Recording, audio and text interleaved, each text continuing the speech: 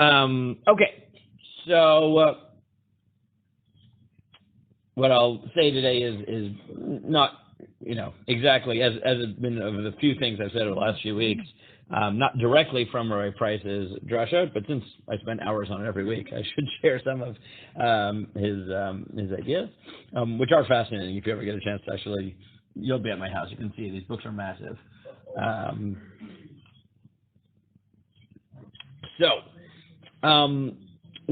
We talked about the Isser Grusha, but another thing that is unique to Kohanim is that they are forbidden to. No, they're not forbidden to have a mum. If they have a mum, they can't do avoda. Oh, they can't shave their something with their beard. That's true also, right? They can't shave, they can't cut their hair in right, as a sign of mourning, right? That's true. But the one that's most relevant that everyone knows. Thank you. Right, Bezalel, what is the thing that because you're a Kohen you can't do that everyone else does? See? There we go. Go to the cemetery. God. Like, when I was in Toronto, the shul had this, the Bayit had this little problem because the founding rabbi, Rabbi Taub, and then Rabbi Kropkin, who took over from him, are both Kohanim. Right? And part of them really didn't want another Kohen. Rabbi Kropkin is wonderful, but it makes it very weird at funerals, right? Like your main rabbi. So they have, at least in one of the main funeral halls in Toronto, they have a Kohen's box. So it's not technically in the building; it's outside of the building. The Kohanim can be there, but they don't become tamei. But you can deliver eulogies from there. And Rick Kropkin has this very sonorous voice, so his voice resonates around the room without him being there. It's like this God voice. It's a very it's a fascinating experience. Sometimes I was there were a few times where I was the non-Kohen rabbi. He knew the family, so he gave the eulogy, but I actually had to be the one there at the grave, But yeah, this is one of those things that Kohanim can't do. So many explanations have been given, but the Midrash has a interesting one. So Midrash Ve'ika Rabbah says that Omer Rabbi Levi, so Rabbi Levi says why? Mi yir'ah shenityarei Aharon milifnei HaKadosh Baruch Hu zacha v'nitna lo ha'parasha hazo she'ein azaza mimenu v'lo b'banav v'lo b'bnei banav ad sof kol hadorot ve'ezo zo parashat hamet. Because of the fear of God that Aharon had, he merited to get these laws, the laws forbidding him to become tamei met. There you go, right? There's more to that midrash. But if we just stop in that midrash, do you have any explanation for that? Why is it that the proper reward for Yirat Shamayim is an Isser of Tumat Met? I mean, it could be generic, he was a frum person, so he got more mitzvot. But if you assume that there's anything more to it, this midrash is a little bit odd, right? Meaning just what, right? Of course, the second half of the midrash is weirder because it then invokes Ov and Yidoni and a whole discussion of Ov and Yidoni and right, and says Maktiv Lamala Minanyan V'Isho Isha Kiyevahem Ovo Yidoni. Rabbi Shua the Sichon and Hashem Rabbi Levi V'ish Ze Shaul V'Isha Ze Eshet Balad Ov, right, and invokes the story of Shaul and the Eshet Ov. Rabbi Levi B'Shem Rabbi Chama Bar Chanina Maktiv V'Hayita Rak L'Ma'ala Mutava Elo L'Shaul Be'urim V'Tumim Shel Ma'alan V'Lo Ba'Ov Yidoni Shel Matan. It would have been better for Shaul to ask the Urim V'Tumim and not the Ov and Yidoni, right, the necromancers, right? That's the second half of this midrash, if that helps you in parsing the midrash. I hope that helps you and gives you all solutions there. I can think of something that's Yeah, okay, what do you want to say, Adam? The fact that they had Yas Hashem made it so that now that they have this mitzvah, it constantly checks them and puts them in this state where they can't bring themselves down. Hey, look at that. So Adam basically, after a 10-page drasha, but he basically gets to what I think is a very compelling read here, if this is what he's saying. But Rabbi Price basically goes in this direction also, which is, I'll elaborate a little bit, but you'll tell me if this is the direction you were going in, but I'll plug in some sources here. So Rabbi Price's basic thesis is like this. There are many ways that the Torah provides for us to live spiritual lives and avoid pitfalls. Okay? Some of them focus on positivity, and some of them on negativity. What do I mean? Kohelet tells you that what is one of the best ways to make sure that you're thinking spiritually? Tov lachet mi beit evel, milachet al beit simcha. It's good to go to a funeral home, right? Or in the Mishnah in Pirkei Avot, right? What's the suggestion?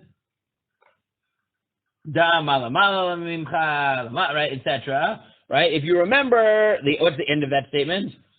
Right? If you remember that the end of all man is death, and you'll be rima v'taleya, so you'll never sin. That's one type of way of making sure you focus on spirituality is remembering the end of life, putting things in perspective. There's on the flip side, there is a positive side to that, which is you can devote yourself in an active way to positive spirituality, thereby isolating yourself from insidious forces. Right? Price doesn't use this midrash, but this midrash really gets at it, right? Where the Gemara, the Gemara says in Kiddushin, Im paga b'cha menuvel, zeh ma shchei oleved midrash. Right? If the Yitzhara comes to you, so what do?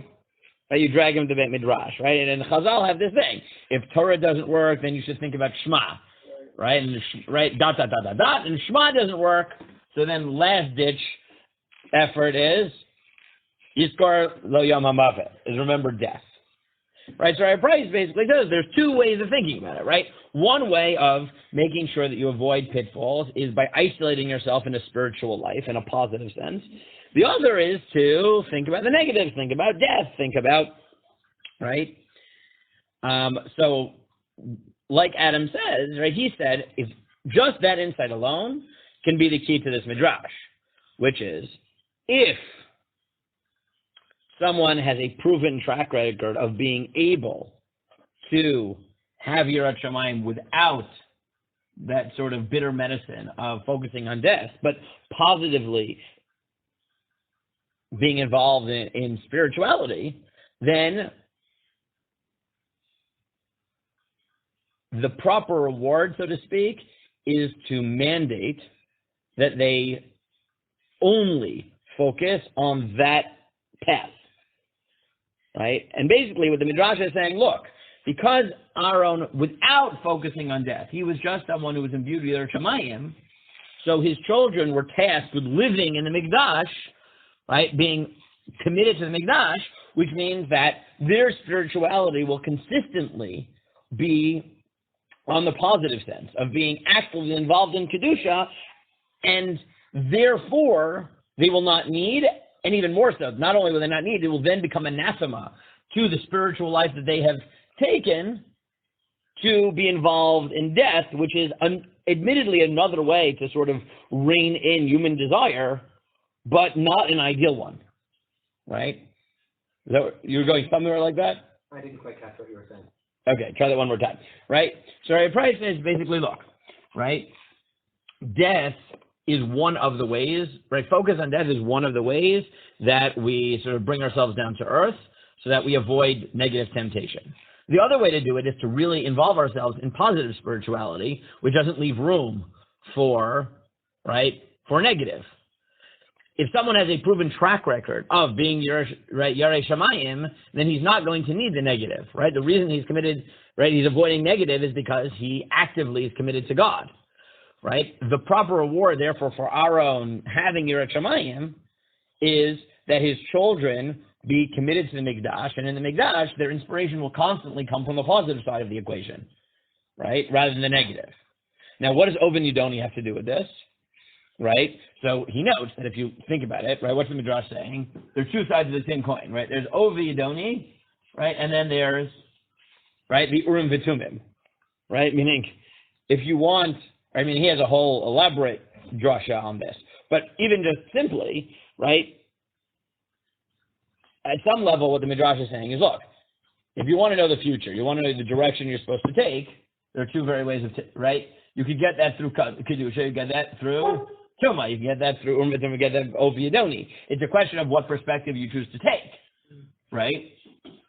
And even just, again, I'm not going to go into this whole drasha, but even just that point, which is that how is that connected to the first point? The point, right?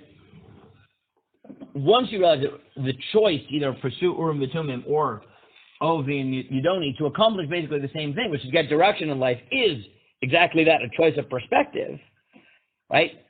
That sheds light on the first half of the Midrash, right? Which is, there's also, right? And obviously there's a connection in the sense that Ovi and Yidoni aren't just random magic, they're necromancy, right? They are drawing conclusions by speaking to the dead, right? So in that sense, it shares with it.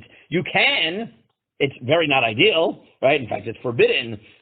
You can gain guidance in your life by focusing on death, right? But there's another way, right? And that is by focusing on God, trying to get active inspiration from God, right? Now, obviously, Ovi and Doni, right? Focusing on death is something the Midrash suggests, right?